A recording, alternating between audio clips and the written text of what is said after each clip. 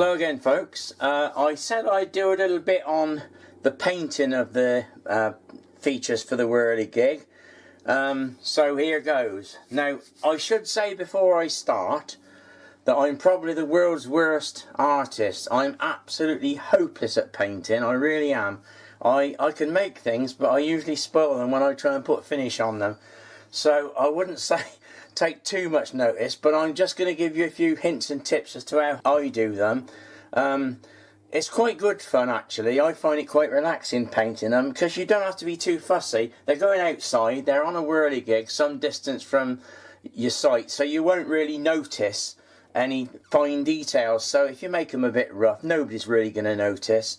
They'll be watching the thing from a distance, whirling away. They're not going to really be studying it close up for artistic ability. So that's my story anyway. Now, when we come to painting, first thing I should say is, I've mentioned it in the other videos. This is one freshly cut. This is a woodpecker, which I freshly cut out. You'll notice it's got very sharp corners. What I've mentioned in my other videos is that it's always a good idea to round the edges off, chamfer all the edges if you can, and I've done a video showing you how to do that. There's a reason for that. It makes it look a bit more lifelike, but also another reason is it's better for the painting, because if you've got a very sharp edge, you paint up to the edge, and again on the other side, you've always got a sharp edge and the paint will tend not to stick on that edge and you will get problems, whereas if it's a rounded corner, you get an even coat of paint around it. It's much better for painting, especially with acrylics, which leave a kind of a plastic film. So always best to chamfer the corners like I've done on these little arms and these little men here. So that's a small thing. Now, as regards to paints, I've got a plethora of different things around here. You don't need anything expensive. Buy as cheaply as possible. They're perfectly alright. If you want to put a primer on first, you don't have to, and it depends what you're doing, but I've got some acrylic undercoat primer here. It's basically this decanted. You can buy a great big tin of it quite cheaply. It's just normal primer undercoater, acrylic, so it dries quickly. It's water based, and you can buy a great big tin of it for not much money, and I just decant it into a smaller jar for model making and things. But as I say, you don't have to use that. I think it depends on what you're doing. As I say, I'm no expert on this, but if you're doing a model, for example, like this horse, obviously that he's predominantly white, it's probably a good idea to coat the whole thing with some white acrylic undercoat to start with, because it does give you a base and it's going to be white most of it. And with darker wood like this particular woodpecker, it takes quite a bit to cover it and you need quite a few coats, whereas if you coat it in white first, again, because it's a woodpecker, it's going to have some white on it, and it's easier to paint the whole thing white and then highlight with the colours and bits on it. So I would say it's worth painting an undercoat on those sort of things. Where you've got a lighter wood like this, it's not so important. There's a little arm here that I did yesterday, and I put some green on. It's a bit watery and it shows through, but when you put a couple more coats on it, that's easy enough to do, that will disappear and it'll look quite nice. But as I say, I haven't put any undercoat on that. When it comes to the paints, I'll just say a little bit of paints. They're not special paints, they're dirt cheap. These are just acrylic paints. I got these actually from B&M stores. This is in the UK, and as you can see, they're £1.49 for a large tube. They're perfectly adequate. These are some I bought in Poundland, obviously a pound a tube. There's not I don't think they're quite as good. There's not as much in them. There's a smaller, those are 200ml and these are 120ml, so these are a lot better value. And these from B&M are in a nicer range of colours. You don't have to go to B&M. There's lots of Hobbycraft. There's lots of places. I think they probably sell them in Wilkinson's as well.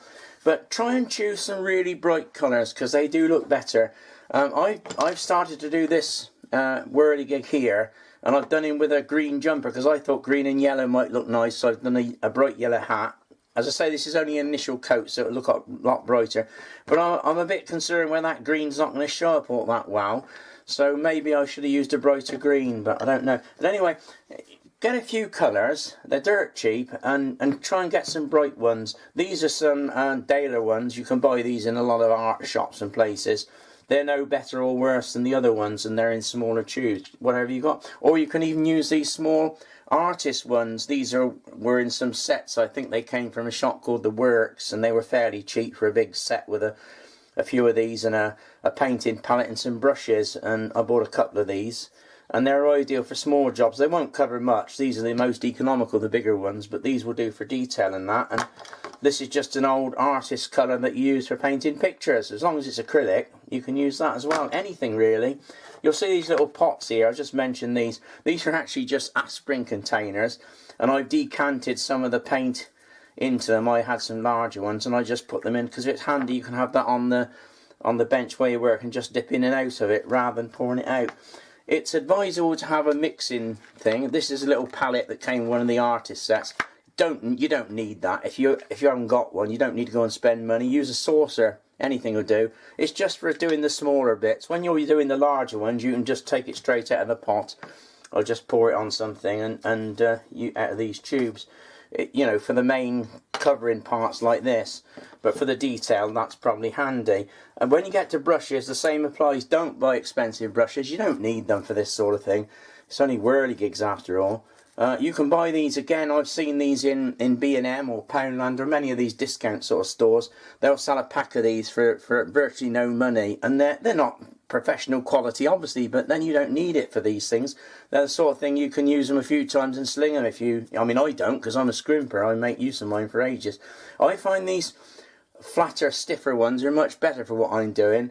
I have got some very fine detail brushes if you want to do some fine detail, but you don't really need that fine detail on whirligigs, as long as you've got a few different size ones like these. And as I say, they're only cheap ones, so don't worry about spending money. I don't. It's always handy to have a toilet roll with you for wiping the paint off and things like that. I always keep a toilet roll. It's a cheap option. A bit of rag, obviously. What else is there to say? I can't think of anything else, really. Oh, when you're painting the whirligigs, it's a good idea. If you can have a hole somewhere, I mean, obviously, if you've got a hole that, like in the little hand here, you can put a wood screw in, just screw it in that hole there, and it gives you a convenient point to hold it while you're painting it so you don't spoil it. In the case of the woodpecker, I've drilled a little hole underneath there and put a wood screw in. It won't show, it'll be painted over, and the woodpecker will be at that point, so it won't make any difference to the weather getting in or anything. And you can always fill it afterwards if you want to, but it just means you can hold it. Another useful little thing for holding them are these little mini hand vices. I've got a number of these. You don't see them about much these days. People chuck them out for some reason, but if you put that in there like that, look, and tighten it up, I mean, you can hold all sorts of things with these. I'm trying to do it with one hand. Tighten that up. It gives you a good hand to hold it with for painting. Also, when you've painted it, you can put that end in a vise and just tighten it up and leave it to dry out of the way safely. So I do find they're quite useful. That's about it for that part of it. So what I'm going to do with this particular piece for the woodpecker, I'm going to paint in white to start with, because I think it's worth it with undercoat using this. So what I'll do, I'll put some white paint on, then I'll come back when we get to the others. Right, I've done the painting on that. I've just slopped it on. I've got it in my little vise, and what I'm going to do is put it in that little vise there, and then that'll hold it while it dries. I can put that out of the way now and get on with something else. It doesn't, excuse me, it doesn't take long for this stuff, acrylic, to dry, especially in the warmer weather. It dries very quickly. You can easily get 3 or 4 coats on in an afternoon. In the winter, when it's colder, it takes longer, obviously. Now, what I've decided to do, as I mentioned, these little hands here, I'd already put some paint on them. That's one coat, but I didn't put any undercoat or anything on. So what I'm going to do for these other ones, these are straight off the sanding machine, I'm going to put some white primer on them to see. Then we can compare how it affects the actual painting. So I'm just going to give a quick coat on these. I'll just do this one. You don't want to see me doing all this because it's a bit boring, but I might as well while the camera's running and I'm jabbering away. So I'll just paint this particular one. As you notice, I've got the screw in there, which makes it easy to hold. Try not to leave any lumps of paint, because it doesn't matter, but the problem is if you have a lump of paint, it's going to take longer to dry, isn't it? whereas if you even it out, but you need quite a good coating, covering on it. So I thought if I paint this one, we can compare it later with the one that's directly painted, and I'll put a coat on there before I do any more on this, and we can see what the difference is. Anyway, that's the undercoat bit covered, I think. Now when it comes to painting the figures, if they've got the fleshy parts on them like hands and faces, the order of painting, what I tend to do is I do the faces first. I've got some special paint here which is a sort of a natural flesh colour. I've had it for donkey's years. I don't remember. I must have had that for 25 years and it's still alright. You only use a little bit at a time, so it lasts a long while. You can mix your own, just pink will do it, doesn't matter, very light pink. But what I tend to do, I work from the top down. You can do them in any order really, and because it's acrylic it doesn't run or anything, so you can paint in close proximity without any problem and all at the same time. What I do tend to do, I paint the face and the fleshy parts first because they're the lightest, and that's just one coat, and actually that's not too bad. Now where it comes to using a wood like this, a light coloured wood, then actually you could even leave that and it would look okay as a face if you put features on it, and black for the eyes or whatever, and a mouth and a nose or something like that. That would pass for a face, it doesn't really matter. But a dark wood, you need to paint it. So I do tend to do that first, and then with this I'd hold it like this, and then I'd work down from the top. I might do the hat next, and then the coat, and if you've got a screw in the bottom, like I said, to hold it, you can do practically the whole thing in one go, and then leave it for a little while till it dries, and then put another coat or more on it, put as many as you like on. It's always helpful to draw the features on, like you might be able to see a small line there, that's his hairline. I mean, obviously I've left that, I haven't painted that yet, because I've got to give him some coloured hair. I might make it ginger so it shows up, I haven't decided yet. And then when it's finished I can put a little black point there for his eye. But if you, in the case of the woodpecker, because it's quite complicated, and I say I'm no good at painting, I would tend to get the woodpecker after I put the white undercoat on and just draw around with a pencil the various marks, copying this one, and it does give you a guide for painting, and then you can just put the black and the red and that stuff in and leave the white. I'd put another coat of white on top of the undercoat, obviously, several coats normally. That's about it for the cover the actual painting of it. I will show a bit more when the white's dried. I should say, sorry if I'm going on about this, because probably most people watching this are much better at painting than I am, because as I've said before, I'm hopeless at it, so I just muddle along.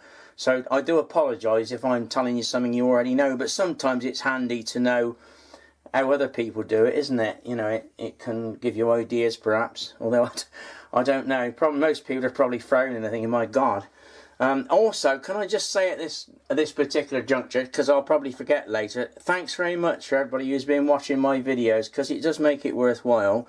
You know, you're doing the video and you think, well, I wonder if anybody's really interested, and because quite a few people have watched them, a lot more than I expected, I must say, and I've had a few nice comments, people saying thanks for doing it, and it does make it worthwhile, and it makes me want to do more. I do quite like doing the videos actually. I've always liked filmmaking and stuff like that, and although I'm no expert, I'm obviously an amateur, I quite like doing it. So thanks very much for watching, and I hope you continue to watch them, and I'll try and make them a bit more interesting as I go on. Bye for now.